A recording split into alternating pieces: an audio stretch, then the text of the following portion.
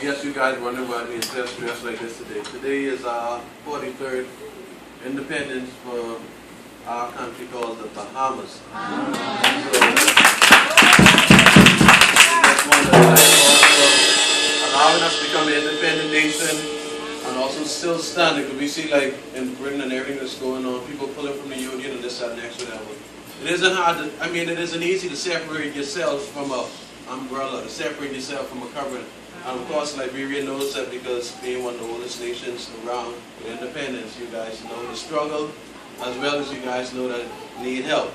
So, just want to stand here and firstly wish everyone back home and other Bahamians happy Independence Day, and thank God for allowing us to see this in spite of everything that's going on. Before I even get into this, and I want you all to remain standing, I can put someone on the spot. I know it's not going to be my wife, but I can put someone on the spot. The Bible says, as Chef read, say, remember your Creator in the days of your youth. Because you're going to get old when you're going to say, find no pleasure in these things. What are the things? The things of God, the things that we're supposed to be pushing. So whoever hand I put this mic in, I want a selection. I don't want no talking, I want a selection. You got to be ready in season, and you got to be ready out of season. So quick selection, I ain't no time for spent, but praise God for obedience. Yes. There is something about the name of the Lord. There is something about the name of Jesus. There is something about the name of the Lord. Amen. Amen. Thank you for your obedience. I know I didn't ask her to do that earlier. I put you on the spot. So, Amen. Be ready, because the next time it could be you. Amen. Alright? We also be here to build one another, encourage one another. So God gives us many talents, He gives us many abilities. If you're ashamed of Him here, Jesus said, I'll be ashamed of you in front of my Father. So let's work while it is yet day, because the night coming where you can say, Father, help me to make it through no more. Amen. Let us pray quickly. Father God, we thank you for another day. We thank you for your, came from a discussion that we had at our men's meeting. We thank Brother Chris Garte for opening up his home to us, allow the men to come and fellowship there. We had an excellent meeting the other day, so we thank you for that, Brother Garte. I pray that God continue to bless you and strengthen you, even as you continue to help the men's ministry to grow to another level, and in turn help the church to grow to another level. So in this message today, like I say, it's geared towards the youth, but it's for everybody, so don't feel bad. And I'll be reading from Proverbs chapter 1, starting at verse 7. It says, the fear of the Lord is the beginning of knowledge, but fools despise wisdom and instruction. My son, hear the instruction of thy father, and forsake not the law of thy mother. For they shall be an ornament of grace unto thy head, and chains about thy neck. My son, meaning son or daughter for those who listen, it isn't just a boy child. My son, if sinners entice thee, consent thou not. If they say, come with us, let us wait for blood, let us lurk privilege. My topic for today is breaking the cycle. We hear a lot about people trying to break the curse, break generational curse, and destroy the yoke and all these evil wishes on the family and on over your life, these ill wishes spoken against you. But we come in to break cycles today. And what the cycle is we're talking about today is about this mental slavery, this mental belief that because things were done this way in the past, it has to be done this way today. Because this is the best we could do yesterday, that's the best we can do today. We in this election period, we had a cycle around America, and that's a brief history lesson for those who may not know. President Obama was not, and I repeat, was not the first black president. I'd like to silence. President Obama was not the first black president of the United States. Even before the whole United States became the United States of America, there was a black man, a rich black man, who was the first. So that's just a little history thing. Y'all can go home and research it later, and y'all can use that knowledge for someone else. But the whole mental thing of America, of Americans, of black people, was that black people really can't do anything, can't amount to anything in America, because America is the land of the free for the whites, and it's the land of the brave, again, for the whites. But President Obama, in our day and age, he came and he broke that cycle. He broke that mentality. And I always remember the day, this back when Oprah was one of the most popular, most powerful black women alive. When President Obama, at that time, he was only a senator. She asked a question to him. She said, "You ever thought of running for president?" And he said, "Nope, I have no desire to do it. I didn't even think about it, I don't care for it." And Oprah said one thing to him, and I think this is what sparked the interest that he had. She said, "If you ever decide to run for president, you have my vote."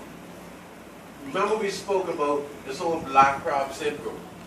That when we see another one prevailing, or we see another one get to a higher level, what we do as black people, we got to talk bad for them, we got to try mess up their character, we got to try discourage them, we have to pull them back down. And once again, this is for the youth.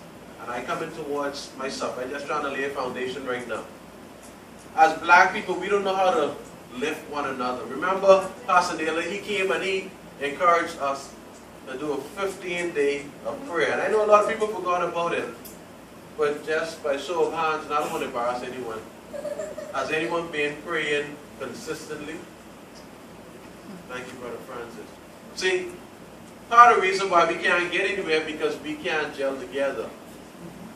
We had a foreign man, meaning he isn't a part of J10. We had a foreign man come in and tell us, if you guys want to grow, hey, I'm available to pray with you. Not just pray for you, I'm available to pray with you. He said, I'll be praying these 15 days, but we too weak to even keep it up for ourselves. And that's the sad part. How can we break the cycle? How can we break this hatred? How can we break this jealousy? How can we break all of these spirits in this church and decide enough is enough? Someone came and encouraged us, and we too weak to even carry it on. He came and charged us, we too weak to carry it on. So do we really want the ministry to grow? Do we really want to break this cycle in here? Truth be told, answer is no. When you come to breaking cycle, one of the things with breaking the cycle is being consistent. One of the things with breaking the cycle is being persevering. One of the things with breaking the cycle is building up that mentality that, come with me, I have to fight, I have to keep going. So now, towards the youth. We have a good foundation now. Everyone understands where I'm going with this.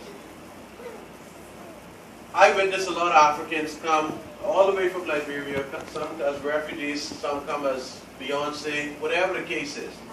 Africans come from Africa. And I'm not hitting Africans, mind you. I'm still building. I'm building the wall right now. We build the house. We only have the wall right now. So when I say African, we are African congregation, so I'm speaking to us. Alright? So I witnessed a lot of Africans come all the way from Liberia, Ghana, Nigeria, all these other places. They come here and everyone wants to settle for two things. You either going to be a nurse, some feel a nurse, and it's rare for me to even hear about an RN coming from Africa. Not saying y'all can't do it. Like I said, we building a wall here. Don't take the negative of anything I say right now. I'm just trying to open up your minds right now.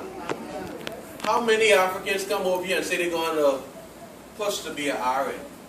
And say that everyone said it'll be a CNA or maybe a med tech over here.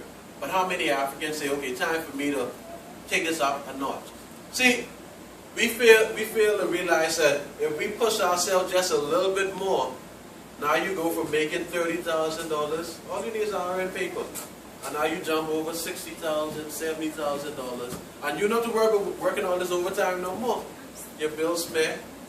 You have freedom of life. You work 4 days. You have another 3 or 4 days off. So you have more privileges if you were to do that. The second thing that I notice a lot of Africans come all the way to America to do is factory jobs. Why are we settling? Why we're not trying to build up ourselves, and in turn, if we build up ourselves, we build up our family. Right or wrong? Right. If we build up our family, now we build up our community. If we build up our community, now we build up a whole nation. And if we build up the Liberian nation here in America, in turn it's going to turn into the Liberian nation in Liberia. So why don't we break the cycle? Amen. We have a lot of young folks in here, and that's why I'm trying to make you guys think today. We have Sis Victoria and even the youth in the back still in school. So I really want you to start thinking of these things now. You don't have to graduate from school to go work at Walmart. These jobs are great. Let me put it out there first. We have to start somewhere and build ourselves. I'm not saying these jobs are shameful. I'm saying don't settle to remain there. We shouldn't be saying I work at Walmart today and then next 15 years I still work at Walmart in the same position. Next 20 years I still there, I got one step higher. Whether it be Walmart, whether it be McDonald's, whether it be wherever, stop settling to stay in that position that you are. That's all I'm trying to say. And I'm not knocking Walmart, I'm not knocking anyone. Because I speak to y'all, trust me. These things I tell myself daily, and my wife can tell y'all. Although I got this job at Princeton and all that, I might have a cook position with them, I'm not settling for that cook position. Because at the end of the day, if I could gladly say, oh yeah, I cook at Princeton, I cook at this great institution, yeah, I got these benefits, yeah, I get this pay, at the end of the day, I'm still not growing. If at the end of the day, and see this where the tithes and offering comes in, if I'm still struggling where I'm at right now, and I'm not challenging myself to take another step or another promotion or get at another level over there, this is where the whole thing comes in. If I remain in this one position, then by right the church is going to remain in this one position. It's true. Why? Because if I stay making $100, what my tithe is? $10, $10, $10. So how the church is going to grow? So that's why at the end of the day, we depend on y'all young folks. Yeah, we got to do our part. We know we have to do our part, but we depend on the young folks. See, at the end of the day, the older folks will bring people in the church, but when the people come, that's it. But except we build a youth department, and we were talking about this at men's ministry the other day. If I'm giving some of the men their lesson or history of the church, this church wasn't about the older folks. When this church first started, I passed the house in the basement. Yeah, we had Sister Mary that was there, but it wasn't about the older folks. And that's the reason why I kept coming there. I don't care how small the basement was, I don't care how hot, and we know the basement was hot, but we didn't care how hot the basement was, how crammed up the basement was. We knew that the young people were coming there to serve their Lord. And it was the young people that stood before us and preached the message. So I wish Brother Francis was there to witness that, because I know Brother Francis had. I wish he was there to witness that. Because at the end of the day, if we older folks just keep a hold of this thing and not encouraging, not building up the young folks, then when we go on, who's left to carry on the vision? If we don't encourage the young folks now to change their mentality, to realize, and if you guys realize, most of the time when you see me coming up here to speak, and I know Brother Francis does it too, when I come up here to speak, I don't call Jess. Sorry, my wife, Sister Jess and me. I don't call on her to come and read. I don't call on her to come and sing. I call other people. Why? Because she know what ministry is. She lived ministry. We grew up in the church. We know about ministry life. We know we ready in a maturing stage. But now we have these infants that we got to bring up. So I saw you guys realize I had Blessing up here before. I had let's see it. I had Marty up here before, because why? I'm trying to build them up. Yeah, of course I had Sister Victoria, Sister Patience, but I'm trying to build up the younger folk, because we got to start encouraging them. Amen. If we don't encourage them, then that's why I go right back to Proverbs where, yeah, my son, I gave you instruction, but I wasn't building you up with those instructions. So now I give you one set of instruction, but the world was actually teaching you the lessons. And that's how we fail. Because we give instruction, but then we don't justify those instructions. We don't have to encourage you to actually fulfill those things. We're quick to discipline, but we're not quick to teach. Yes. And that's where we fail. If we quick to Okay, you do this, I gotta punish you. You do this, I gotta punish you. No, that means probably you missed a lesson somewhere. So let me help to encourage you. Let me help to build you up. Because if we change the mind, we change the heart, we're gonna break the cycle. But the cycle don't just come and say, okay, today I make it a we gotta renew the mind. When we come to Jesus, we ask him to renew our minds, clean our hearts. When we enter into what they call the real world, and I had an instructor and called it, she always say, yeah, we all, as young folks, we don't have nothing to worry about, we don't have a bill to pay, we don't have to worry where the food coming from, we just open the fridge, we go there, grab the soup there, grab anything that we want there. We have no cares in the world. I didn't need the phone still on so we can text our friends, whenever we want to text them. We can call whoever we can do anything we want to do. But you put up in the air, burn the AC all day, watch TV, watch cable, go on the internet, you live your life, you have a great time. But then one day, and I see Brother Francis' kids here, one day you're going to get hit hard in your face with the real world. What do you do then? How do we manage then? One day, you might have to stand behind this thing that they call the pulpit. What do you say when you come here? Thy word have I hid in my heart, that I may not sin against you. Why won't I sin against you? Because I have this. I know what you say there. But more importantly than just knowing what's in there, I have people come in and encouraging me along the way. I might buff my toe today, but I have someone who come and say, you know what, Brother Johnny, I see you slipping up in this area. Let me help you a little bit.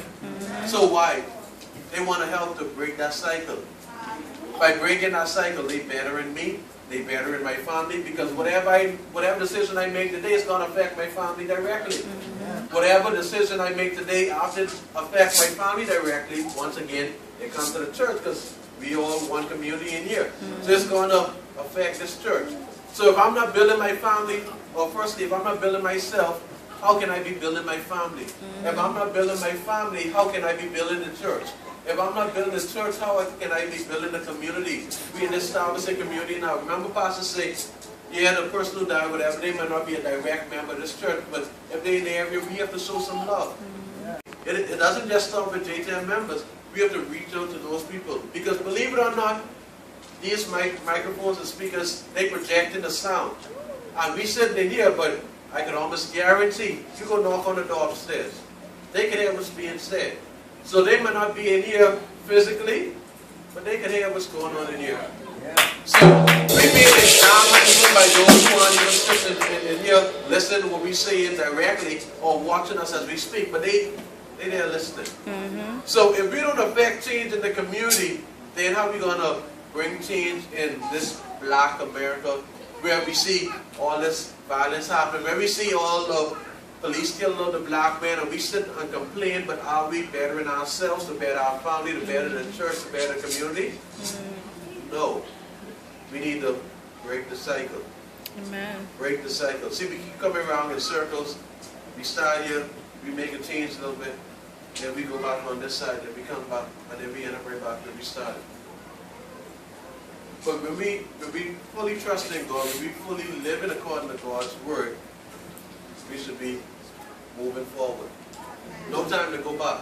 Because if you go back now, you're encouraging the cycle. But if we keep growing, now I'm not saying that we won't have challenges along the way. Yes, you will.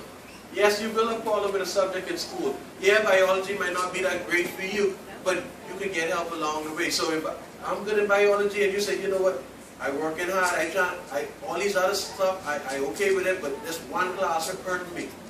Now, you pull me aside, I need help. So I'm helping you. So now you still could break the cycle. You're still moving forward towards this RN. And you don't have to stop at RN. I said RN, you don't have to stop there. You could be a doctor. Don't limit yourself. You could be a lawyer. You could be all kinds of stuff, pharmacist, whatever you want to be. Don't settle because your mother was a nurse, or your mother was this, your father was this. That means that's all you could be. Truth be told, if your family, meaning your parents, if they truly believe in this thing we call the Bible, they should push you beyond what they are. Amen. So if your parents aren't pushing you, you can't just take the fact that they limiting you You have to say, you know what? Let me show them better. Let me be all that I can be so they can apologize to me. We should make our parents want to repent to us. Because at the end of the day, the potential that God has given to us, they can't see the big picture. They see a part of it, they might try to get to that step. But the best feeling in the world is when they put you here. The best feeling in the world is when you take a step above that. Yes, sir. And this is a secret. If you want your parents to be proud of you, if you want your parents to forever brag about you, get beyond that limit.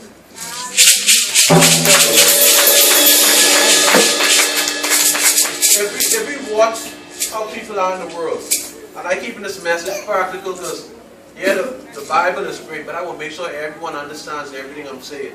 And all that right now, anyway, go back to Proverbs chapter 1, it's instructing you and all that.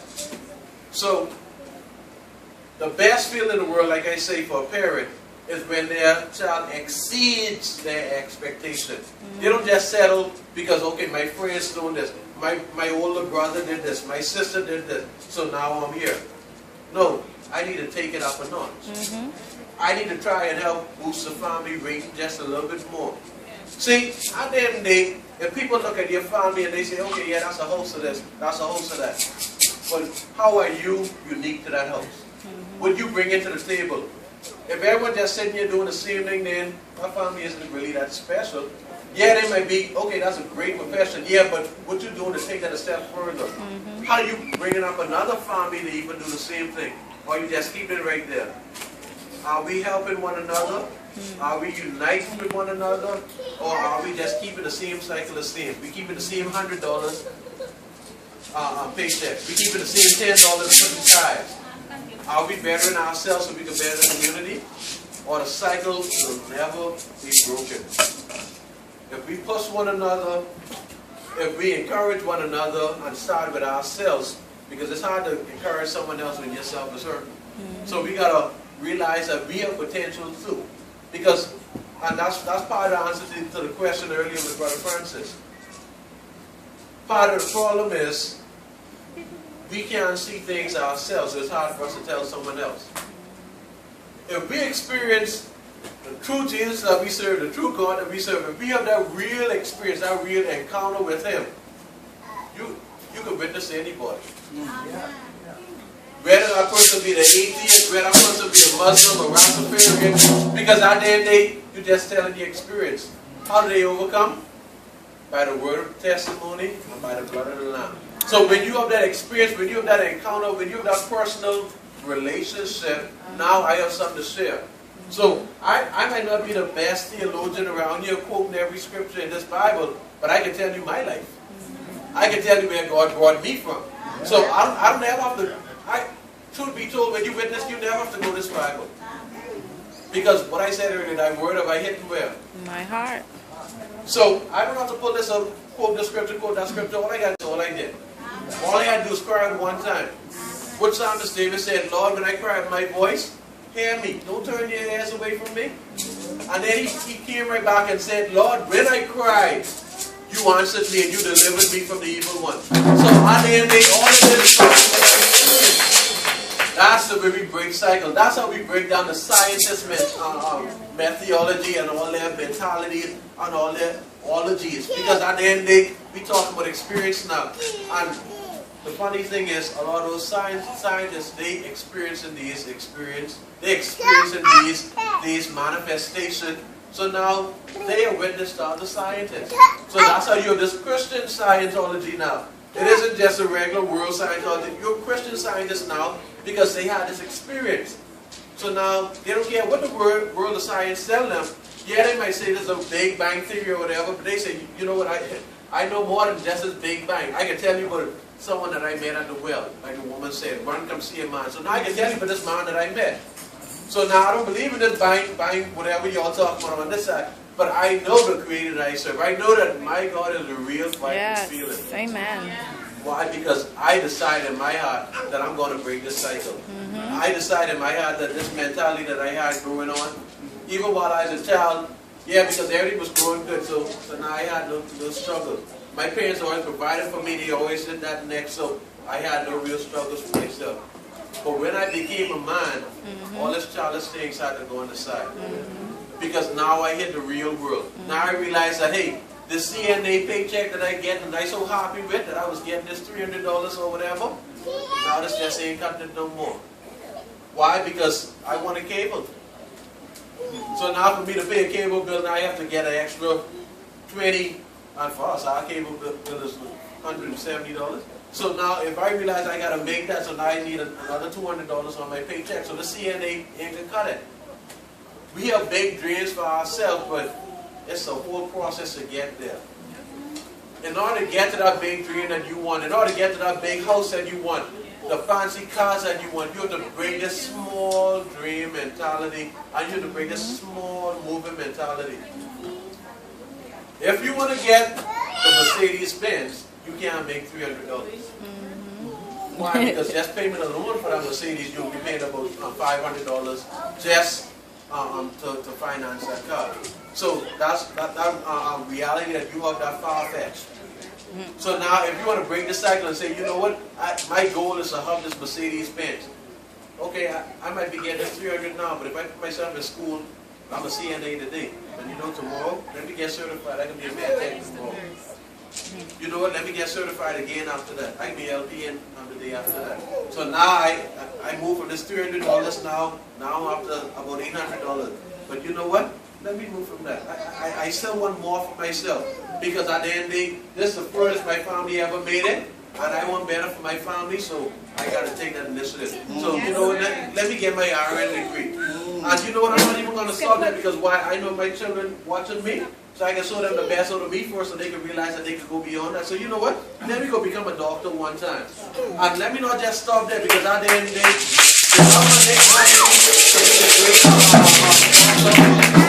you look at Sanjay Gupta, people like that, they have these people in these great positions because why? They kept moving. They kept breaking cycle. They kept pushing down doors. They wasn't settling for no. So now you see their kids, you think their kids can ever just sit behind and say, okay, I just can smoke crack all day, I can just go work at McDonald's and be satisfied? No, if my dad can have this great position, I gotta keep moving. If he can show me that even in his old age, he's still progressing, that encourages me. Yes. So if we have the young folks saying that we're bettering ourselves, we push them beyond the status quo, we push them beyond everyone's expectation, even the pastor. Because he's a man, his expectation only so great. And remember I told you guys before, God will never show you the full picture because you'll go crazy. So even pastor vision for this church, God's vision far exceeds that.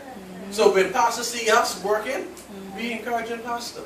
Amen. When we see pastor working, that should encourage us as well. Because if pastor doing his best to push this ministry, then why are we lagging behind? If our parents pushing themselves to get to that Mercedes-Benz, then why are we settling for Toyota? But let's keep growing. Let's keep growing. Let's build up this bank account. Let's pay our tithes. Let's help the church to grow. Let's help the church in Liberia to grow. And all that, we pushing one another. We encouraging one another. We encouraging the youths around here. We encouraging even the Batwa. When he gets older, he has a role to play. So we take for granted his size right now. But look here, the lessons that he's starting to see right now, the lessons that he's learning right now, that's going to build up his character for tomorrow. So don't despise the youth. We look at them today, we despise them today, we reject them today, we forget about them today, and then tomorrow then you cry. This is the last thing I'll leave with you before I close. When I was younger, this is a little testimony for me. I am one of 7 kids by my mother. And of the 7 kids, there's 5 different daddies. Okay? Now my mother was a single mother, but let me tell you all this one thing. A young woman, 7 kids, every year she's pretty much pregnant. Okay? By the age of 25, she purchased her first home. A single mother, 7 kids, 5 daddies, and no child support. So get that out your head. She didn't collect 1 dime child support. She never took anyone father in court. So, a single mother, 7 kids, 5 fathers, no child support, walking to work. She still was able to buy a house at 25. She wasn't making no big time money. She got herself a little education. She only had an associate's degree. And I know time gone. She only had an associate's degree. But today, you see my mother, she likes to smile, she likes to encourage people.